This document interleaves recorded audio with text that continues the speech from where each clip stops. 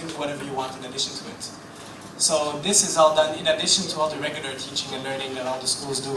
And at the end of the year, they have to pass the ONET national exams, etc., like any other school. We just try to influence our students not to think that university is the only solution. We're trying to get them to be able to stay in their villages.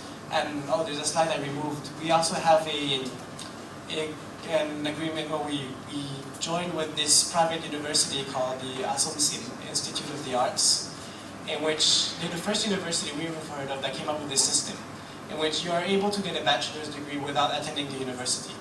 Why do people need to leave their communities to go to the university? Why can't the university go to them? So it's a degree in social entrepreneurship. It has two main areas. The first is on doing business. The other one is on community service. So students need to start a business. They run on their own, individually. And they do like a small research based on their own business and on their findings. And this research is sent to the university on a weekly or monthly basis, depending on the topics. The university would then evaluate those, and then they would produce credits to them. And so for the first 3 years, they do everything from their community. And on the 4th year, they spend 1 week per month at the university, and at the end, they get a bachelor's degree. So next year, we're starting this program in which grade 10, 11, and 12 students will be doing this. So by the time they finish grade 12, they just do business for 1 more year, and then they have a bachelor's degree in social entrepreneurship without having to go to university. The idea is to keep them in the village, for those who are interested.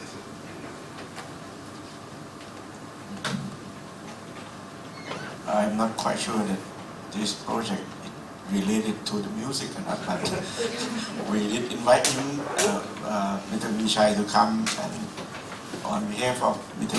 Michai, Israel came and give, for me, very inspiration. And those inspiration need to give to everyone. And thank you, Israel.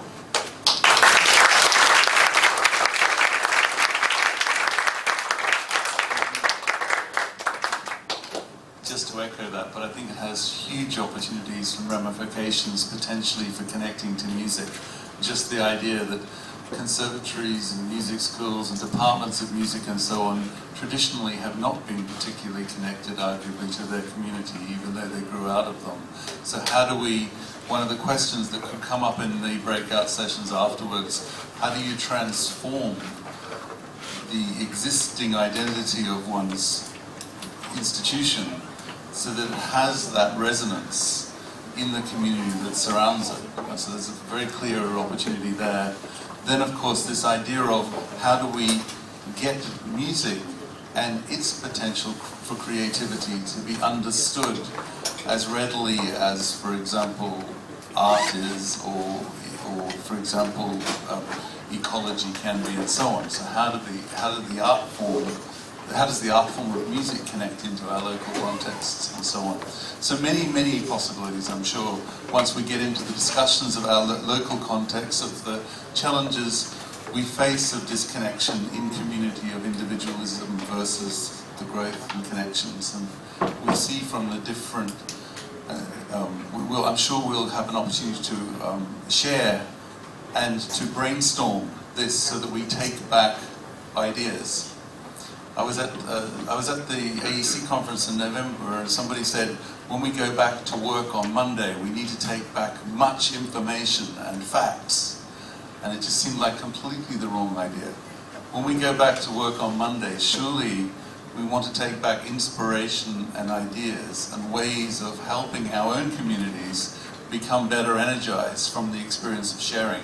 So I really do thank you so much, because I think there's so many ways in which we can be creative with this presentation to make it very, very meaningful for the discussions that follow. And as a counterpoint to our bureaucratic session of the morning, which was necessary in registering as an association in Thailand, that last point about 40 years ago and 39 years ago also has real resonance. Thank you. There's a few things just before we go to break.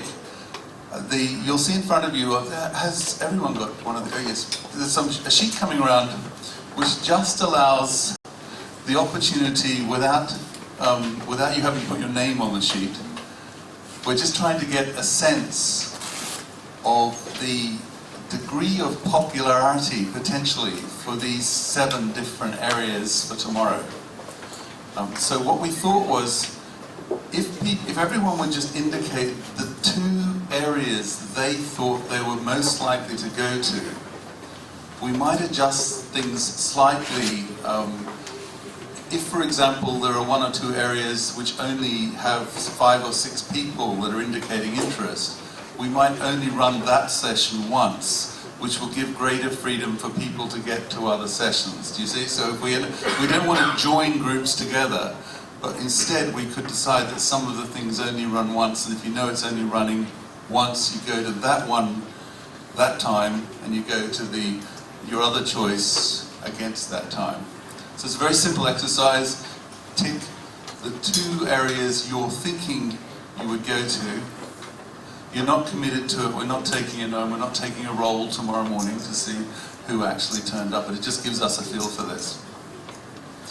The second announcement is we are able to do a tour of the new hall next door, and therefore we can also have the photo opportunity over at Prince Mahidol Hall. So when we've had our breakout sessions, which will run probably till about 5 o'clock or 5:15, if we can gather at the completion of those, possibly the music space is the most sensible place, because we can walk from the music space then across to Prince Mahidol.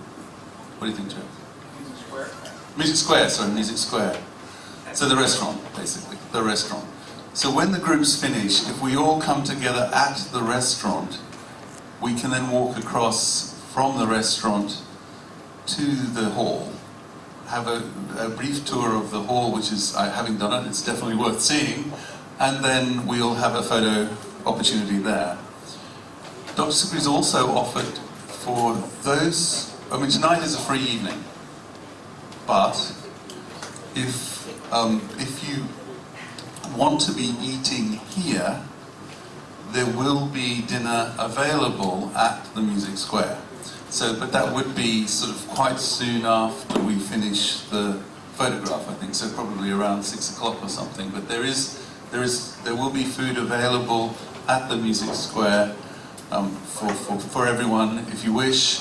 But it is officially also a free evening, so it's up to you whether you want to take advantage of that opportunity, but that's very generous.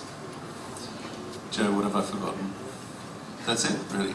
The other thing was just to say it's great to see that the groups are evenly divided, at least on the wall outside, for the next session. So if we do go to the rooms as identified outside, we will have relatively even mixed groups of representation across the different areas.